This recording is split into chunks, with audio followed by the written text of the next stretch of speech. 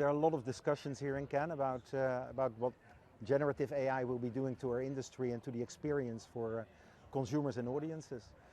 But of course, everybody in first instance is focusing on the efficiency and the effectiveness and what it will do to the industry. But I think if we move it one stage further, it'll definitely have an effect on sustainability as well. We'll focus on the experience, what it will mean for the human being, for the audience, for the consumer, for the end user.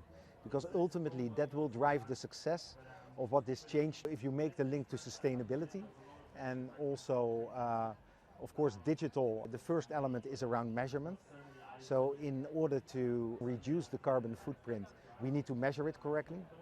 And initially we could only do that in digital, but now we can do it cross-channel, which is really exciting and which really helps our clients to move it a step further. Apart from the measurement, which of course is critical, because when you do the measurement you can define your zero science-based targets. The first element is the what. So what do we transmit? What do we communicate? So simple elements like the length of an online video, the file size, etc. are elements that we can manipulate, that we can change. And that does not necessarily mean that the communication becomes less valuable, because what we're now working on is a new currency in advertising, and Dentsu is really strong at that, which is attention. So previously it was all about reach.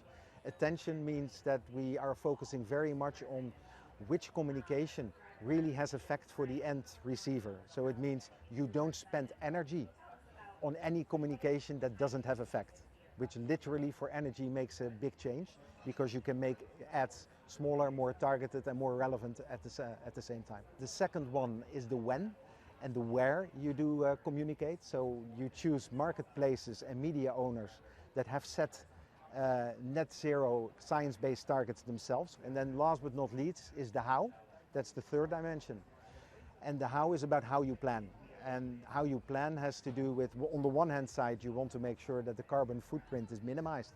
On the other hand side, you have your commercial objectives. And then again, I come back to what we call the attention economy. Using attention as a currency, because when you focus on the right attention and on the right effect, you can bring down the transmission and the footprint in terms of emission. We also need to realize that we have a responsibility as an industry. So our industry in the past decades were really focusing on sell more stuff. And in a world where the resources are finite, you need to take a different approach. And where our industry can make a big difference is we can change how people think, how people feel and how people act. Just think about getting people into electric cars, into plant-based food, into reduced packaging products, into green banking, green pensions. If we are able to make that interesting to people and irresistible, we as an industry can do that together with our clients, then we move the needle. So again, this for me is the most exciting brief that the industry can ever receive.